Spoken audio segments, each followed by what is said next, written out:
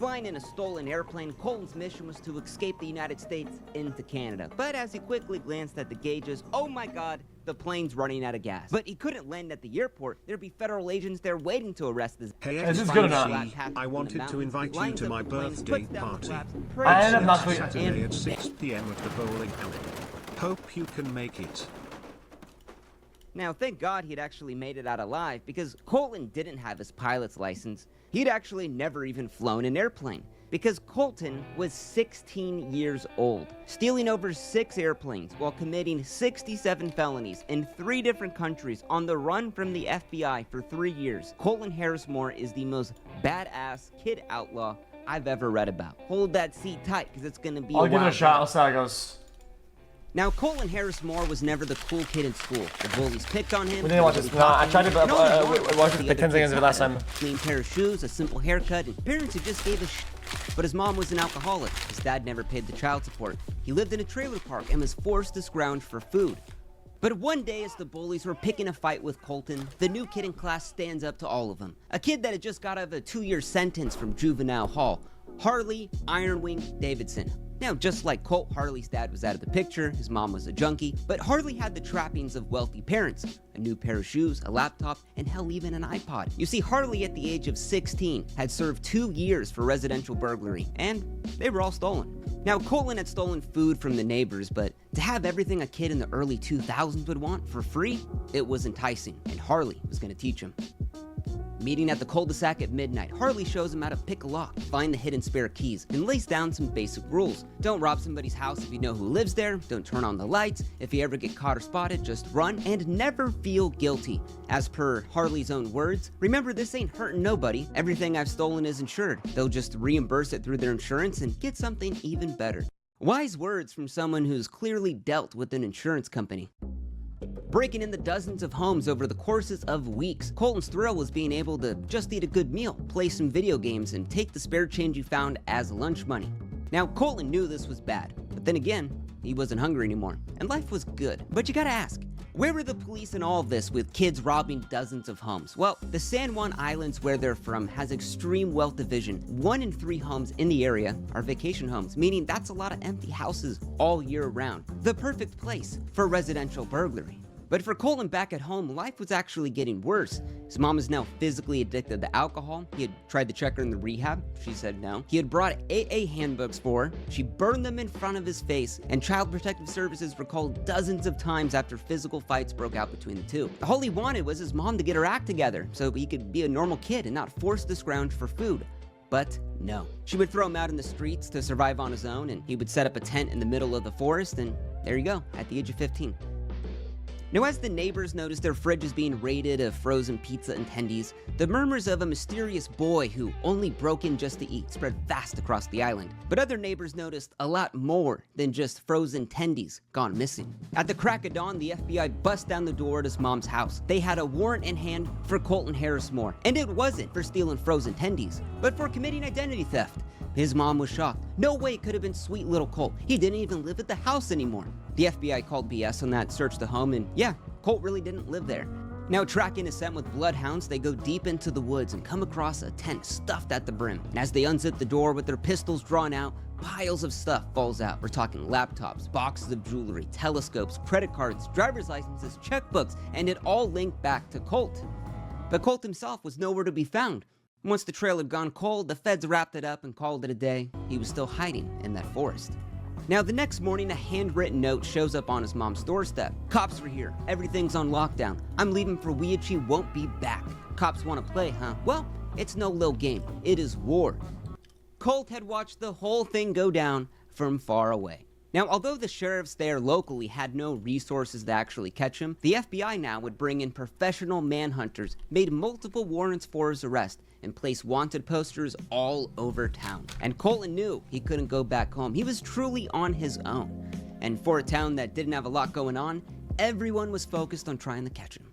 Now, he started stealing cars and boats and purchased lockpicks and night vision goggles with So I'm stolen eating, I credit don't want to make cards. noise. He would hide out in the empty homes when the FBI helicopters were overhead. The police had pulled up to several homes he was in the middle of breaking into and managed to escape every time. Homeowners came back to seeing Colt just chilling on their couch, only to vanish out the door the next without a trace. And the local newspaper was listing burglaries by the day for months. So to outrun the FBI with professional manhunters for months at the age of 15, I'm not going to condone it, but that's impressive. But if we're as smart as we think Colt is, he had one nasty habit: leaving the lights on. And when residents noticed the lights on in the one neighbor's house who was gone on vacation, they called the cops. Now, dozens of officers surrounded the home. Without the sirens and lights, he couldn't run this time, and he had been caught red-handed. Now, at the age of 16, any charges Colton would face would not show up on his record as an adult. Theoretically, he could still turn his life around. And while his mom often made excuses for his criminal behavior, this time, the kid was going to have to face the music. So Colt pleaded guilty to 3 counts of residential burglary, and with this history of evading the FBI for months at a time, sentenced to 3 years at a maximum security juvenile jail. And the entire town could sleep at night. Now, while in juvenile jail, Colton once again was the weird kid. Kids pushed him around, stole his commissary money, but these weren't just kids this time. They were full-on gang members. I'm a wigger, so go figure. I'm just So he isolates himself and Chat, maybe I'm wrong. I feel like all the way to 18 would probably be been chill with like probably some like rehabilitation or whatever. Because having a fucked up background like that is really cooked. Like I don't know. filled his days reading about flying airplanes and focused on his schoolwork. His grades got better. He did as he was told. He had planned to get a college degree once he got out, and it seemed that with some structure, he was actually going to change for the better. So in 10 months of this good behavior, he was transferred into a fenceless group home, the kid that had outrun the FBI. But now with the freedom to wear the clothes he wanted and be around kids who weren't in there for violent assault charges, Colt was flourishing. And although he still had 2 years left in his sentence, it felt like he was given another chance at life. As the guards did their midnight body count, they noticed the window unlocked. The bed was empty.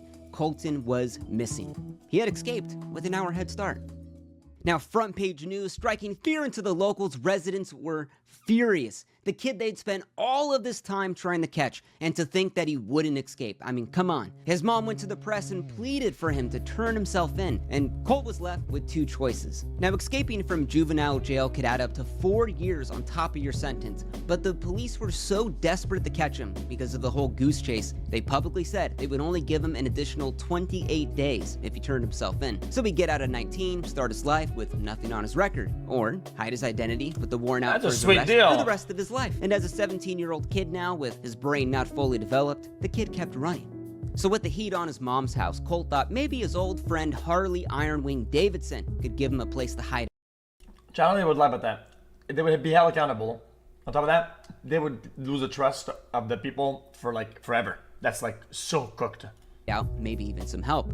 But soon he found out that Harley was now in prison. He had tried to steal a 1,000-pound safe from his mom's church.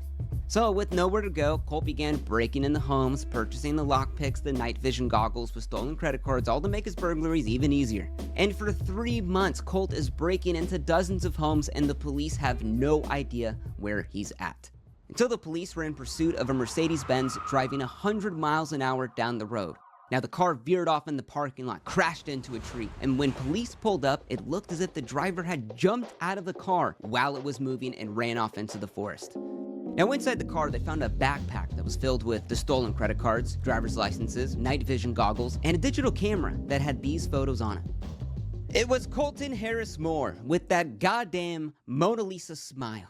Soon the image was on wanted posters all over the county. Now, throughout that summer, hundreds of residents called 911 with encounters and sightings of Colt. He even had encounters with the police, but every time he kept getting away. But how was that possible, you might ask? It's estimated that 80% of all burglaries are committed by people on drugs. But Colt, he was sober. Every house he broke into always had the alcohol untouched. He didn't have a car, so they couldn't pull him over. He lived off of the grid, and most importantly, the kid was young and healthy. But as the legend of Colton Harris Moore grew with his Facebook fan page at 15,000 members, the town was on edge. The gun shop sold out of ammos and shotguns, security cameras were placed everywhere, and residents assumed every crime in the town was Colt's fault. I mean, a 17-year-old burglar with nothing left to lose? Yeah, that's gonna keep you up at night.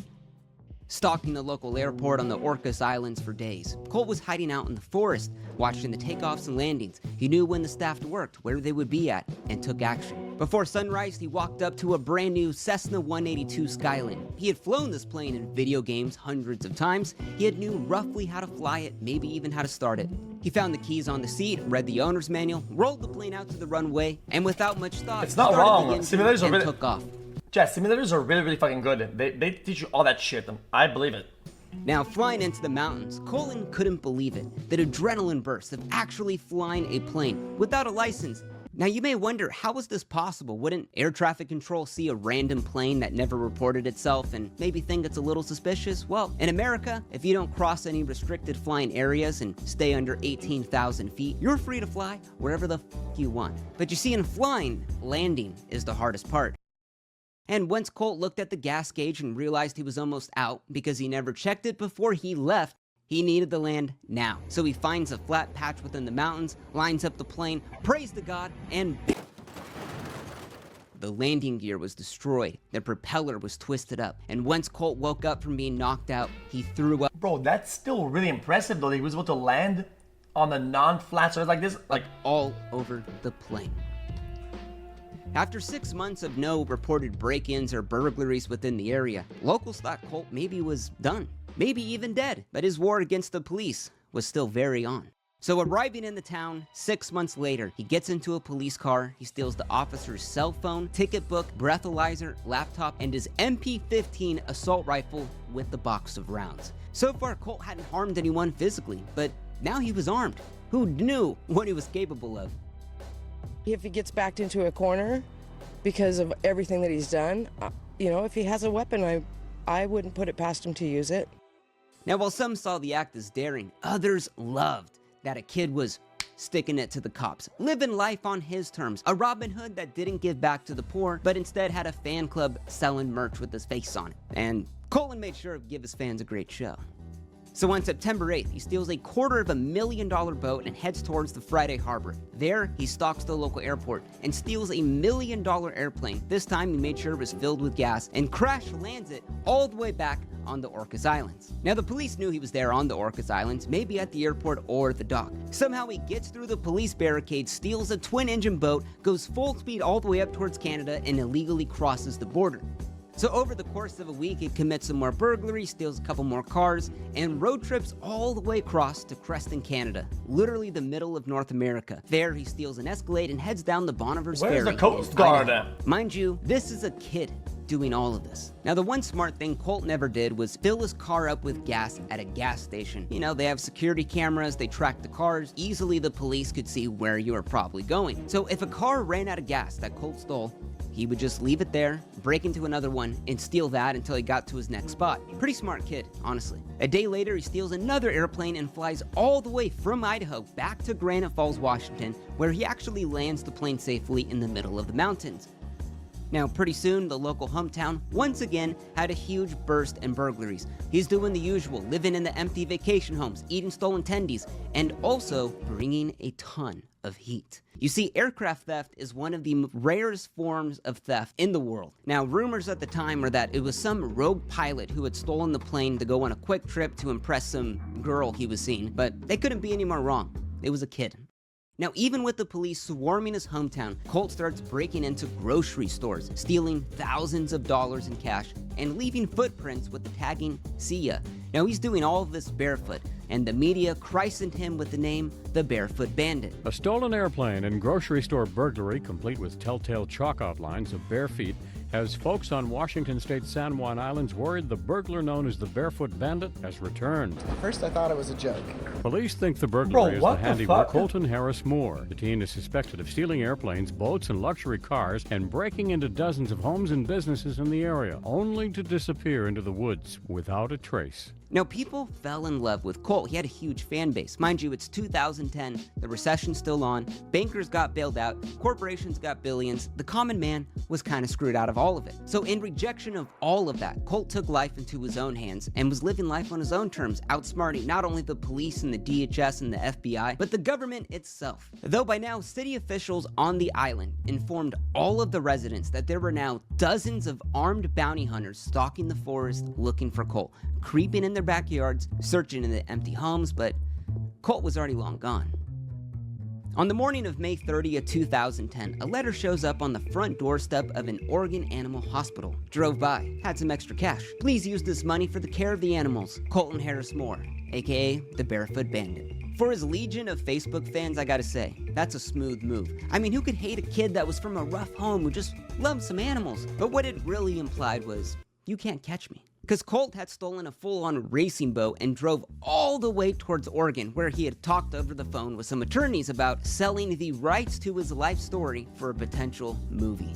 But people knew the story just couldn't end well. We're talking stolen planes, stolen guns, stolen boats. So another attorney's office comes forward and makes a deal with Colt. Now you see, an anonymous donor said that if Colt turns himself in, Colt would get $50,000 and the attorney's office would represent him at court, all for free. But that deal was to expire within 5 days. We're talking about a fugitive collecting his own bounty. Unheard of. But 5 days later, not a word from Colt, and that anonymous donor is still to this day unknown.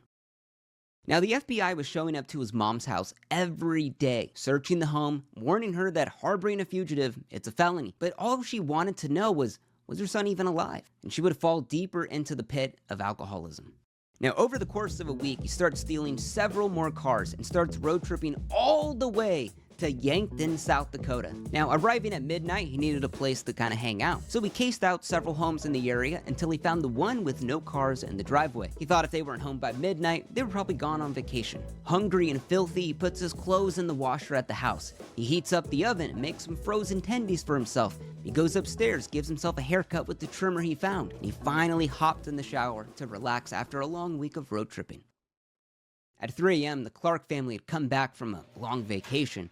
With their eyes half asleep, they headed inside the house with their bags ready to just pass out. But something was off. The TV was still on. Jell-O containers were stacked on the floor. Frozen tendies were heated up. Now, as the dad walks into all of the rooms, he notices at the end of the hallway the bathroom door is slightly open. And as he reaches out to open the door, it slams shut. The dad, a 340-pound dude, muscles the door open until a naked man covered in lotion sprints towards out the basement. Now the dad's chasing, get out of the house, get out of the house. And by the time he got to the basement with his adrenaline pumping, a red laser pops up on his chest. Colt let it be known that he was armed. Now the dad locks the basement, runs to the car with his family inside, breaking the garage door as he's backing out, and heads over to his neighbor's house to call 911. Now, Colt's freaking out. He doesn't know what to do. His clothes were still in the washer. I mean, he's literally trapped in the basement. Minutes later, as the officers swarmed the house on the lookout for a naked man covered in lotion with a gun, there was no way on God's green earth Colt was going to get out of this one. But once the SWAT team bashed in the door and the K-9s were let loose, and after an hour of searching every nook and cranny of that house, no one was inside. So with the forest close by, bloodhounds and helicopters with thermal cameras are searching all over the area. But Colt had escaped. And this time it was close. Holy. Now you see, Colt had smashed the washer to grab open his clothes, spilling gallons of water into the basement, grabbed his bag, and because he was so skinny, slipped out of the basement window, broke into the neighbor's house, and stole their car keys and dipped out real fast. And after the Clark family was shown a mugshot of Colton, they confirmed that the naked man with the gun covered in lotion was Colton Harris Moore. Now, while the FBI didn't know exactly where he was headed or where he was, they had a rough idea. Colt loved to steal near small airports. Now, within the week, Homeland Security held meetings with every private plane owner in all of the surrounding states, warning them of the Barefoot Bandit. They told the pilots to lock their Every private plane owner in all of the surrounding states, warning them of the Barefoot Bandit. They told the pilots to lock their planes, make sure they were safe, don't leave the keys on the seat. And Colt actually knew about these meetings because he had saw Homeland Security going around. Now, for a week, Colton was waiting out in the forest near the Monroe County Airport, reading the magazines he took, surviving off the food he stole, and he was waiting to find the perfect plane to escape the country. Now, Colt knew his limits. He would only steal planes that he had flown in video games, which is insane to think about. And on the 4th of July, that moment happened. During the sunrise, Colt snuck into the hangar and rolled out a brand new Cessna 400, about a $700,000 plane, with the keys on the seat. He made sure to fill it up with gas, went through the pilot's checklist, started the engine, took off in the plane, and headed down south. Happy 4th of July. Now, doing the math, the Cessna 400 should be able to go all the way to Cuba on one tank of gas, if there was no crazy winds. Now, Cuba's got its benefits, there's no extradition treaty, and even though Colt didn't speak Spanish, he figured it out. But instead of Cuba, he had actually flown towards the Bermuda Triangle, and of course started to run out of gas and needed to land ASAP. Now, flying over water is dangerous. There is no emergency landing, but luckily, Colt was near some islands. So in between the sand and the palm trees, he finds a patch of land, lines up the planes, puts down the flaps, prays to God, and he lands. As the wheels touched the ground, they got stuck in the wet sand, absolutely destroying the aircraft. And it would set off the emergency locator transmitter. He managed to keep it level somehow. As you can see, the nose is in the grass. He got out of that plane reportedly uninjured and headed into the island. Because within seconds, it had sent a SOS signal to the US Coast Guards via GPS. And Colt knew he needed to get the hell out of there. Now, when the US Coast Guard received the signal, they contacted the owner of the Cessna 400, Mr. Miller, to see if they actually needed the help in the Bahamas. Was it real? Was it a false alarm? Now, imagine yourself owning a $700,000 plane in Indiana, but today it's the 4th of July, you're relaxing, but you get a call from the US Coast Guard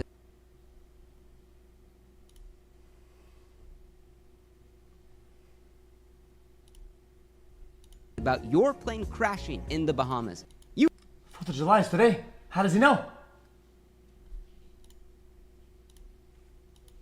Guys. You would be but you get a call from the US Coast Guard about your plane crashing in the Bahamas. You would be freaked out. Now, this came as a shock because remember when Homeland Security held those meetings with all of the private plane owners, warning them of this kid plane thief? Well, the owner of that plane, Mr. Miller, wasn't there. And after the staff at the hangar confirmed the Cessna 400 wasn't there anymore, the US Coast Guard and Bahamian Defense Force were told the craft was stolen, and most likely it was Colton Harris Moore, in the 5th plane he had stolen. Now, within minutes of the crash landing, Colton walked barefoot into the jungle and towards the first site of civilization. Now, he had actually picked a really good time to come to the Bahamas. It was 4th of July weekend. Tourists are everywhere. So, a random white kid in the city, it makes sense.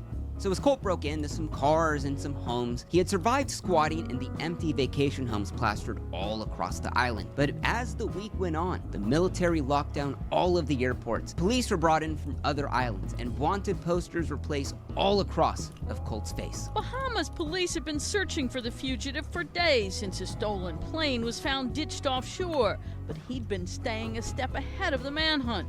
Colby Curry said Harris Moore had a beer in his bar Tuesday night.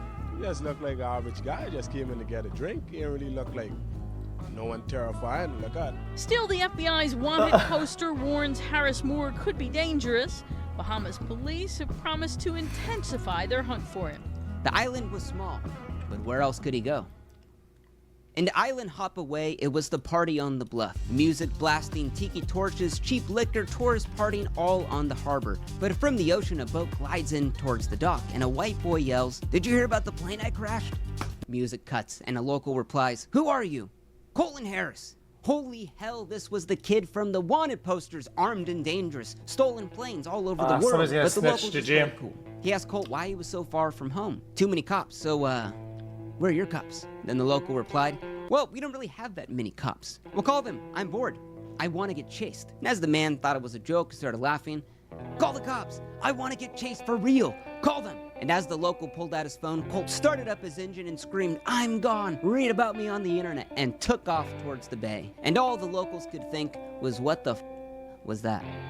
Now, as Colt was flying across the bay towards the light over at the harbor island filled with hotels and docks, it was the perfect place to go to hide out from the cops, and also maybe to find a better boat. Colt grabbed his pistol, a bag, and sprinted towards the hotel, but then a security guard starts chasing after him.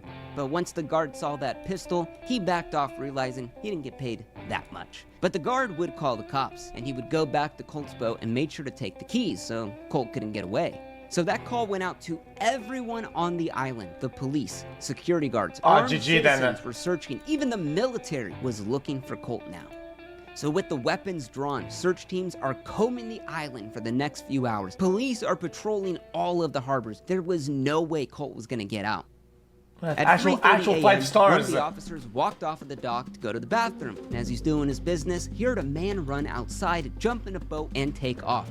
God damn it, it was Colt hiding in the bushes, waiting for that perfect moment the entire time. Officers with machine guns and police boats started chasing him out of the bay, but there was no way to actually catch him because the boat that Colt had stolen was fully capable of outrunning the cops, and even better, had a full tank of gas.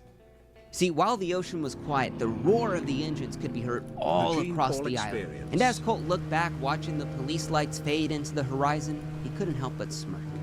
But just as the boat starts losing speed, he'd realized he had just hit a sandbar and had beached the boat. He gives it more gas, but it only dug him in even deeper. You see, when Colt was looking at the cops, he had missed the boat's GPS warning of the upcoming sandbar, and now he was stuck. His 2-year-long run comes down to this. And honestly, he froze and held his gun to his head.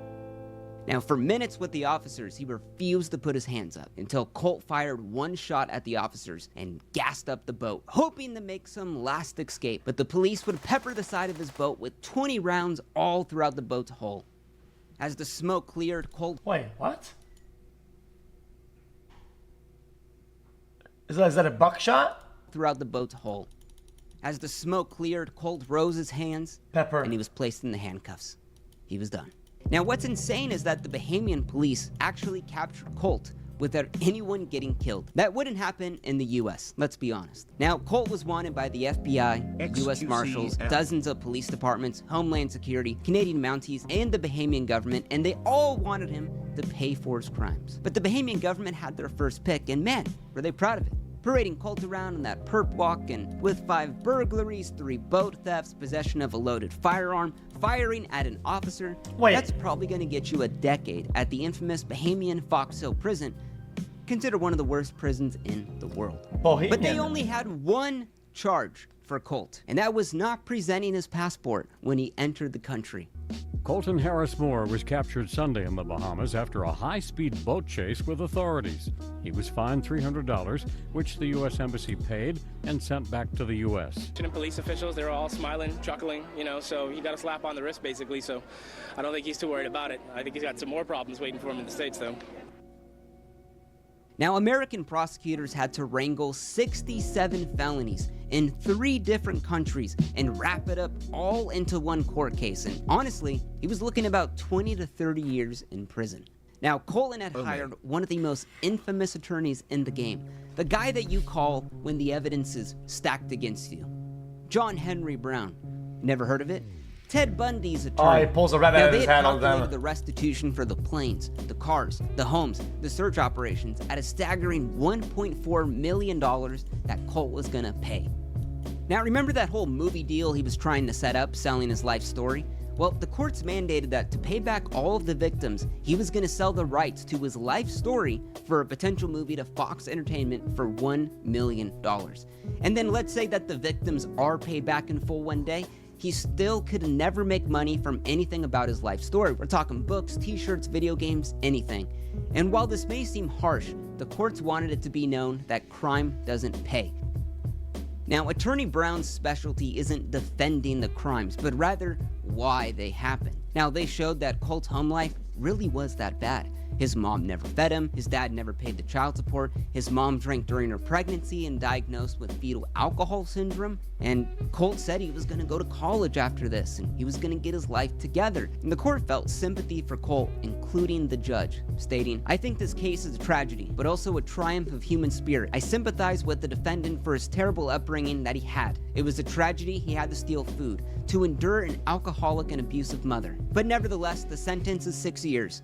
I wish him well." Now, a decade later and out of prison, we that's 3 years on good behavior. don't know much about Colt, about what he's up to today. Now, from the few interviews he's given, he spoke about hating the moniker the Barefoot Bandit, and he wishes to move on from that. And now, I actually contacted Colt to honestly hear his side of the story. What has he been up to? What is he doing? Oh, 70% then. You're right. I got no response. I called him, emailed him, even visited him in Washington. Friends say that he changed his number and he went off of the grid and no one knows where he's really at. Interesting, yeah.